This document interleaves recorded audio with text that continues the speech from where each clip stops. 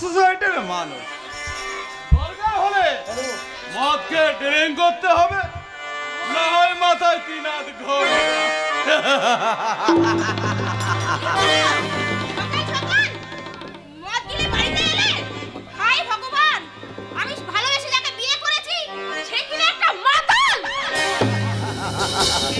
সাবিত্রী, সাবিত্রী, তুমি আমাকে মাতাল বললে? যখন কেউ আমাকে মাতাল